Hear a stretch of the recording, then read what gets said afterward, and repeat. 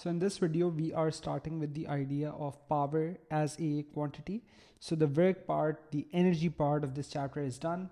Now the last thing which is left is power. So power is officially defined as the rate of work done. You can also say this is the rate of energy transfer, because work and energy are the same thing that we've now learned. So either if you say the rate of work done or the rate of energy transfer, it means the same thing. This is also a scalar quantity, like work or energy doesn't need directions. So it's a scalar quantity measured in watts or in terms of base units, and we've done this in chapter 1. We can also do this here. So power is work over time or energy over time. So this basically means that energy used to be kg meter square per second square, and this is something I asked you to memorize back then. So dividing by another second, so in base units this would be written as kg meter square per second cube. Now the idea of power is this, that we don't just talk about how much energy is generated, but we also talk about the rate or the speed with which energy is generated, right? So let's do an example for this. And this is, by the way, in O-levels type example. So this says a man of mass 90 kg travels up a set of stairs 4.5 meter high in 15 seconds. Find the power developed by this guy. So now if I need power, I know this is work over time or energy over time. A lot of people ask this question, that is it that I can only use the energy over time formula for some questions, and for others I have to use work over time, and there is no such thing. In this case, I think that because the diagram is given and it is very readily obvious that this guy would be gaining potential energy, so I'm using energy over time, which is mgh over time. So mass is 90, small g is 9.81, h is 4.5, and the time is 15 seconds. Could I have done this question using work? So the definition of work over time, the answer is absolutely yes. Because if this guy was to be standing here, then the force which acts downwards is his weight, which I would find using mg, and then by the principles of work, I would multiply by a distance exactly in that direction, so that also becomes mgh. And everything comes full circle when you really think about it, that potential energy is basically numerically equal to work done against gravity. So that or this both work. When I plug this into my calculator, the answer I get for power is, which is 265 watts to 3SF.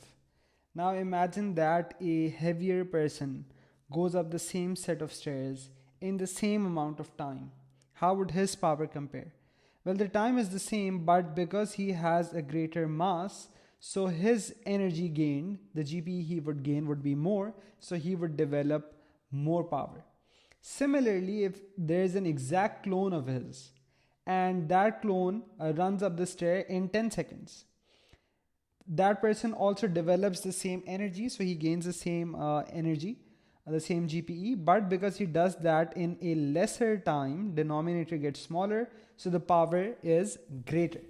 This is basically up till now just a revision of the O-level physics power. What's new in AS is basically you might also be asked, and this is a very common sort of a question, the power developed by a force. So a lot of the time we don't know the time in which a process happens. So in that case, you might be asked for the power developed by a force. The derivation for that equation is very simple, goes something like this. So power is work over time. Work, I can say, is force times displacement over time. Displacement over time is basically just velocity, which is F into V. So the power developed by a force can be written as P equals to FV, right? So if I know a force and the object, how it's moving in that direction. So the velocity in that direction. So if I have a force and the velocity in that direction, I can multiply that to get the power developed by a force. Sometimes what I do, just to keep myself alert, is that I just put a small d here, just to see that usually this question is in the context of cars or trucks or planes, that this is the driving force. So whatever is the force which is taking it forward, I multiply it by that, and I multiply that by the velocity to get the power developed. All right. Okay. So now also let's look at an exam type question related to that. So in a question like this, again, this is of and related to a slope. So it's best to have some sort of drawing here, right? So this being my slope, the car moves down the slope, up the slope, which is inclined at 10 degrees like this. So we know that it's moving with constant speed. Now this is something to take notes of. If this is going at constant speed, then in the language of dynamics, forces, this means that forces are balanced on this. So if this is the car moving up the slope, so friction obviously acts down the slope, 1500 Newton, because it's moving up the slope with speed 12 meter per second. And something else which is going to be down the slope is the mg sine theta. So the sine component of the weight. So by equilibrium of forces, the total upward force should equal the total downward force. So I can find D here, because that's going to be mg sine theta plus the F, which is the friction. So mg sine theta is 900 into 9.81 into sine of 10 degrees plus F, which is 1500. And from here on out, we can find D, which, if I'm not wrong, turns out to be 3003 newtons approximately.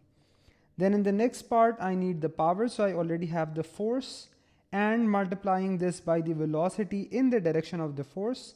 So I have this 3003, whatever is the value in my calculator, multiplying this by 12. Now, this is what I mean when I say that this is the force with which I multiply the velocity. So the question asked for the power developed by the engine of the car. So I need the forward force produced by the car multiplied by the velocity in that direction. I am not multiplying by the resultant force here, because if you think about it, then the resultant force is 0, because this is at constant speed. So overall, then the power would also be 0 if you think about it. So you multiply by whatever force you want, right? Because you needed the power developed by the engine of the car. So you multiplied by the force produced by the engine of the car, and the force you found by Newton's second law, basically by equilibrium. So multiplying the power here turns out to be 36.4 kilowatts.